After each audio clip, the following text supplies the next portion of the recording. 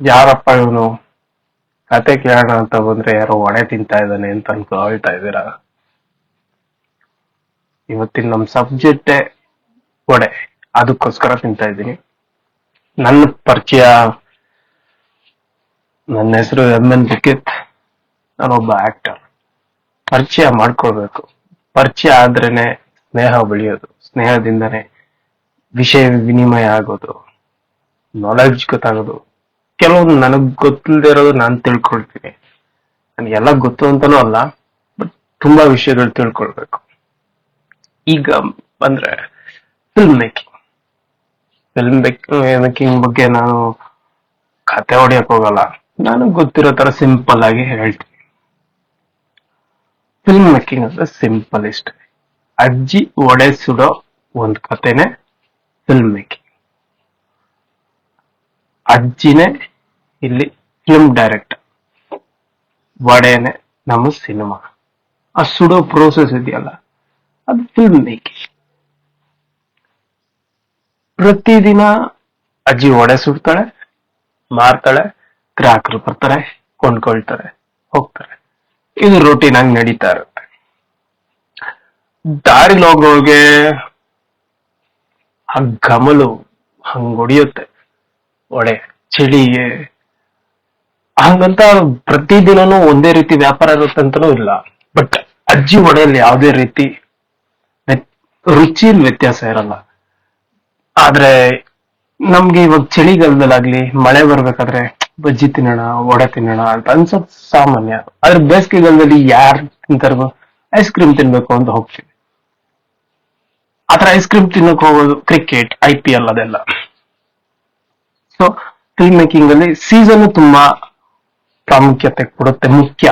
ಅದನ್ನ ಹೇಳ್ತೀನಿ.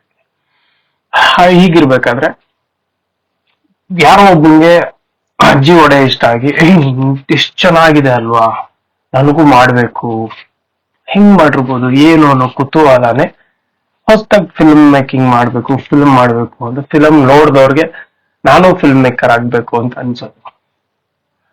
ಸೊ ಈಗ ಅಜ್ಜಿಗೆ ಒಬ್ಬ ಮೊಮ್ಮಗ ಇರ್ತಾನೆ. ಅವನು ಅಲ್ಲೇ ಕುತ್ಕೊಂಡು ನೋಡಿ ನೋಡಿ ನೋಡಿ ಅವನು ಒಂದಿನ ಒಡೆ ಹಾಕಕ್ಕೆ ಬರ್ತಾನೆ. ಅದು ನೋಡಿ ನೆಪೋಟಿಸಮ್. ಬಿಕಾಸ್ ನಮ್ಮ ಹತ್ರ ಬಾಣ್ಲಿ, ಎಣ್ಣೆ, ಸರಕು, ಸಾಮಗ್ರಿಗಳಿಲ್ಲ. ಅವ್ರಿಗೆ ದೊರೆಯುತ್ತೆ, ಅವ್ರು ಅಲ್ಲೇ ನೋಡಿರೋದ್ರಿಂದ ಕಲ್ತಿರ್ತಾರೆ, ಮಾಡ್ತಾರೆ ಅಷ್ಟೇ. ನೀನು ಅಷ್ಟೇ ಎಫರ್ಟ್ ಹಾಕಿದ್ರೆ ಅದನ್ನ ಹೊಂದಿಸ್ಕೊಳ್ಬೇಕಷ್ಟೇ.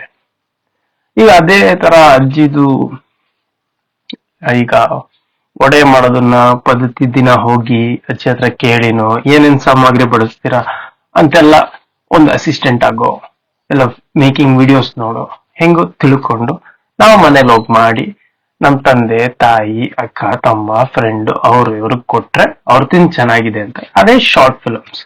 ನೀವ್ ಏನೇ ಮಾಡಿದ್ರು ಶಾರ್ಟ್ ಫಿಲ್ಮ್ಸ್ ಅಷ್ಟೇ. ನಿಮ್ ಫ್ರೆಂಡ್ಸ್,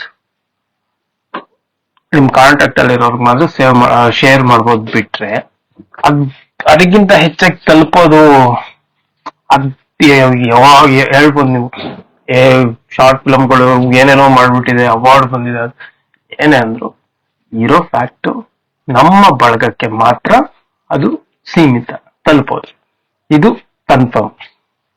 ಸೊ ಹೀಗಿರ್ಬೇಕಾದ್ರೆ ಏನ್ ಪ್ರೀ ಪ್ರೊಡಕ್ಷನ್ ಅಂದ್ರೆ ಕಡಲೆಬೇಳೆ, ಎಣ್ಣೆ, ಕೊತ್ತಂಬರಿ ಸೊಪ್ಪು, ಕರಿಬೇವು, ಆಮೇಲೆ ಉಪ್ಪು, ಮತ್ತಿತರ ಸಾಮಗ್ರಿಗಳನ್ನೆಲ್ಲ ಹೊಂದಿಸಿ ಅದನ್ನ ನೆನೆ ಹಾಕಿ ಅದನ್ನ ರುಬ್ಬಿ ಅದನ್ನ ಒಂದು ಹಿಟ್ಟಾಗಿ ತಯಾರು ಮಾಡ್ಕೊಂತಾರಲ್ಲ, ಈರುಳ್ಳಿ ಎಲ್ಲ ಹೆಚ್ಚಿ, ಆ ಪ್ರೋಸೆಸ್ ನ ಪ್ರೀ ಪ್ರೊಡಕ್ಷನ್ ಅಂತ ಹೇಳ್ತೀವಿ. ಪ್ರೀ ಪ್ರೊಡಕ್ಷನ್ ಇಷ್ಟೇ.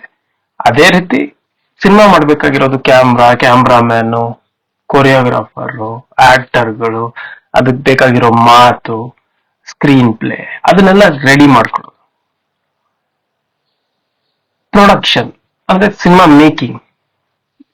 ಒಲೆ ಹಚ್ಚಿ ಎಣ್ಣೆ ಕಾದ್ಮೇಲೆ ಒಂದು ಹದ ಬಂದ್ಮೇಲೆ ಆ ರುಚಿ ಎಲ್ಲ ಹಾಕೋದು. ಸುಟ್ಟ ಮೇಲೆ ನೀವು ಮೇಕಿಂಗ್ ಅಲ್ಲಿ ಏನು ಮಾಡಕ್ಕಾಗಲ್ಲ. ಒಂದೇನಂದ್ರೆ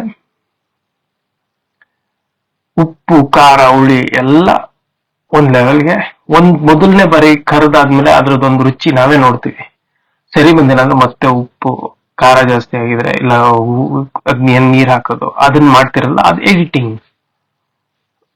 ಎಣ್ಣೆಲಿ ಕರೆದು ಅದಾದ್ಮೇಲೆ ಹೊರಗಡೆ ಡಿಸ್ಪ್ಲೇಗೆ ಇಡ್ತೀವಿ, ಒಡೆ ಬಿಸಿ ಬಿಸಿ ರೆಡಿ ಇದೆ ಅಂತ. ಅದೇ ಪಬ್ಲಿಸಿಟಿ, ಮಾರ್ಕೆಟಿಂಗ್. ಜನ ಬರ್ತಾರೆ, ನೋಡ್ತಾರೆ, ಅಜ್ಜಿ ವಡೆ ಎಲ್ಲಿ ಸಿಗುತ್ತೆ ಅಂತ. ಕೆಲವೊಬ್ರು ಅದೇ ಊರಿನವ್ರಿಗೆ ಬಹಳ ಸರಿ ತಿಂದಿರೋರಿಗೆ ಬಂದ್ ನೋಡ್ತಾರೆ, ಅವಾಗ ಅಜ್ಜಿನೇ ಸೂಪರ್ ಸ್ಟಾರ್. ಹೊಸಬ್ರಿಗಾದ್ರೆ ಹೊಸದಾಗಿ ನೋಡೋಣಪ್ಪ ಹೆಂಗಿರುತ್ತೋ ಏನೋ, ತಿನ್ನೋಣ ಇವತ್ತೊಂದಿನ ಅಂತ ನೋಡೋರು ಇದ್ದಾರೆ. ಆಮೇಲೆ ಇನ್ನೂ ಒಂದಿದೆ ಅದ್ರಲ್ಲಿ, ಅಜ್ಜಿ ವಡೆ ಮೇಲೆ ನೊಣಗಳು, ಇರುವೆ, ಅದು ಇದು ಬರ್ತಾ ಇರುತ್ತೆ. ಅದು ಈ ಮೀಡಿಯಾ ಏನಂತ ರಿವ್ಯೂ ಕೊಡೋರು, ಟ್ರೋಲ್ ಮಾಡೋರು, ಅವರು. ಇದೇ ಫಿಲ್ಮ್ ಮೇಕಿಂಗ್.